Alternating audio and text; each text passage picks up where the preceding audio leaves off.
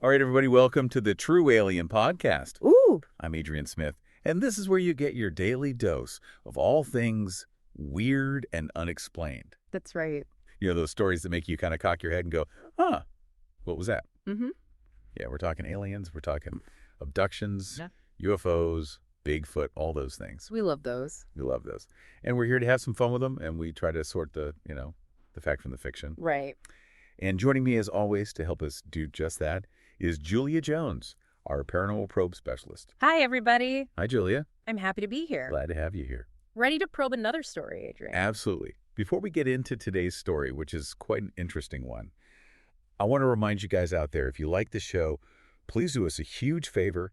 Hit that rate button and subscribe to the show. It really does help us out. It does. All right, Julia, today's paranormal probe Okay. comes from a listener who shared a very interesting experience they had when they were a child, involving a school field trip to a place called Wright Farm and a significant gap in time. Oh, a gap in time. Gap in time. Ooh.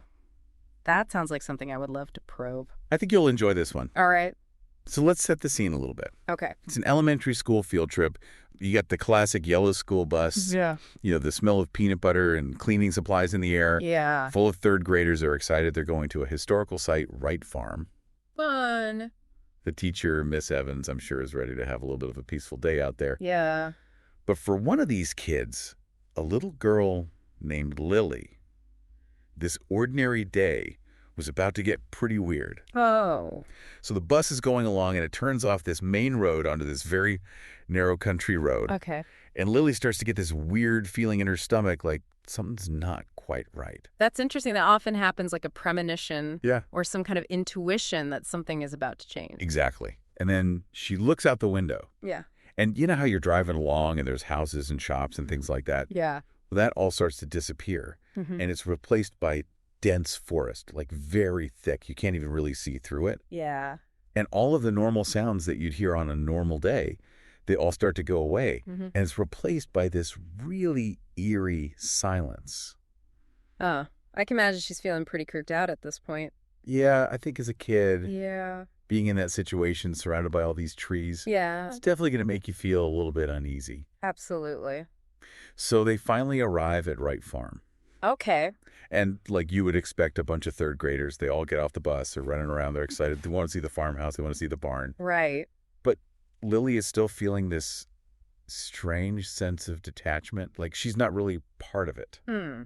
It's like an out-of-body experience almost. Yeah, almost like she's watching everything happen Yeah. rather than being part of it. Yeah. So they start the tour of the farmhouse. It's led by this really nice older gentleman who seems like he's told these stories a million times. He's got that storyteller voice. Oh, yeah, for sure. Yeah. He's talking about the Wright family who lived there in the 1800s, all this really interesting history. But Lily can't focus. Oh. She starts to get this tingling sensation. Again, she had it on the bus, remember? Oh, yeah. And now there's this weird buzzing sound in her ears. That's really strange. Yeah. I wonder if it's like her senses are heightened and she's picking up on something. Yeah. Or maybe the other kids aren't. It's very possible. So the group then moves toward the barn. Okay. And this is where things start to get really, really strange. Okay. All of a sudden, it's like the air just goes completely still. Mm. All the excited chatter from the other kids disappears. And she hears this low hum, but it's like a vibration more than a sound. Oh, wow. And then get this. Okay. She looks up, and the sky, which was a normal blue sky, Yeah. it starts swirling with these colors like an oil slick, but it's the whole sky. Oh, my goodness. That's really weird. Yeah, and I then mean, what happens? everything goes black, What? just like that. Like she fainted. Yeah, it's like someone just shut off the lights. Wow. She doesn't remember anything. Oh, my gosh. She wakes up. Yeah. She's in the middle of the barn. Okay. All the other kids are around her. All right. But something's wrong. What is it? The sun is much lower in the sky, Oh. and Miss Evans looks really worried. Oh, no. And she says to Lily, "Lily, where did you go? We've been looking for you." I bet she's freaked out. Yeah. And Lily's response was, "I was right here." Oh, she has no idea that any time has passed. Oh, she's completely unaware. Oh, my goodness. The other kids, they're looking at each other like they know something's happened. Yeah. They tell her that she's been missing for an hour. What an hour. A full hour. That's a long time. They said they searched the whole farm for her calling her name, but she was nowhere to be found. That is so creepy. And the creepiest part is Lily doesn't remember anything. Oh my gosh, this is like classic missing time. Yeah. It's that classic missing time phenomenon that we hear about in so many of these stories. It's one of the things that I find most fascinating about these kinds of stories. It's just so bizarre. Yeah. So they all get back on the bus to go back to school, and Lily is just silent. Yeah. She's sitting there trying to remember what happened to that missing hour, but it's just gone. I could only imagine how unsettling that would be. Yeah, especially as a kid. I mean, Yeah. that's a lot to process. Definitely. So later that night, she tells her parents everything that happened, Right. but they don't believe her. Oh. They just think she has an overactive imagination. I can understand why they would think that. Yeah, it's hard to believe. Yeah. But for Lily, she knows that something happened, Yeah. and it makes the whole thing even scarier. Right, because now she doesn't have anybody to talk to about it. Exactly. Yeah, that's tough. But the story doesn't end there. What happens next? That night, Yeah. Lily starts having these vivid dreams, Oh. and they're recurring about what? She keeps finding herself in this brightly lit room. It looks very sterile, almost like a hospital room. Okay. And there are these tall, slender beings in the room with her. Oh. And they have large, dark eyes. Okay.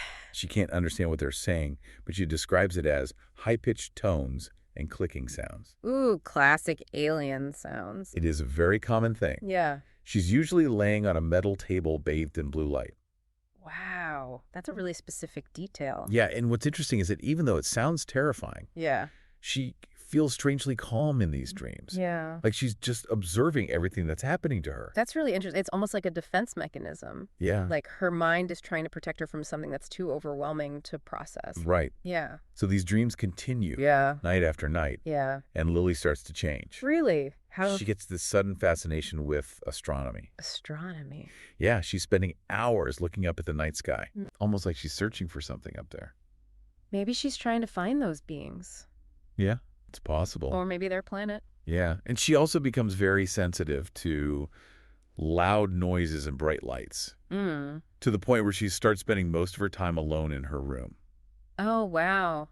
It's like she's withdrawing from the world. Yeah, it's like she's trying to block everything out. Yeah, it sounds like she's been through something really traumatic. Definitely. Even if she doesn't fully remember it. Right. Yeah. Years later, Yeah. Lily is looking through an old photo album, Okay.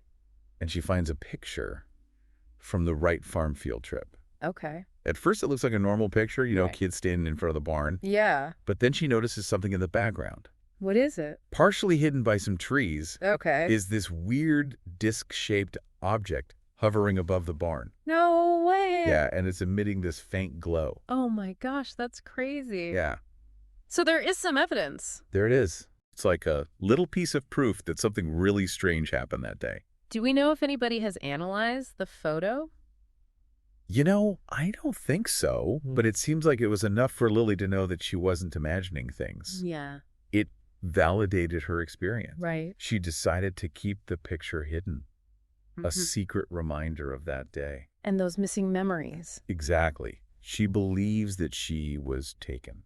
That's a chilling thought. It is. But what's interesting is that a lot of the things that Lily described are very common in these types of stories. Oh, yeah, for sure. The missing time, the strange dreams, the studied interest in astronomy, and the sensitivity to light and sound. It really makes you wonder if there's something more to it. It does. So, Julia, putting on your paranormal probe hat, Right. what do you make of this story? Well, it's definitely a fascinating case. Yeah. On one hand, we could say that the missing time was just a dissociative episode, Okay. maybe triggered by the stress of being in a new place. And maybe the dreams are just her subconscious mind trying to make sense of it all. Right. But then there's that photograph. Yeah, that's the thing that really gets me. Yeah, it's hard to explain that away. It is. Unless it's a hoax or something, but we don't have any reason to believe that. Right. And even if it's not aliens, Yeah. it's still something unexplained. Exactly. So, it really makes you think about what we know and what we don't know. It does. About the universe, about reality itself. And it's stories like these that keep us coming back for more. Exactly. So I'm curious, what do you guys think? Yeah. What stood out to you in Lily's story? What are your theories? Could there be a rational explanation for her experience? Or is this evidence of something truly extraordinary? And if you had a missing hour, Yeah. what's the most unsettling explanation you can imagine? Ooh, that's a good one. All right, that's going to do it for today's Paranormal Probe here on the True Alien Podcast. Thanks for listening, everybody. We'll be back tomorrow with another strange and unexplained tale.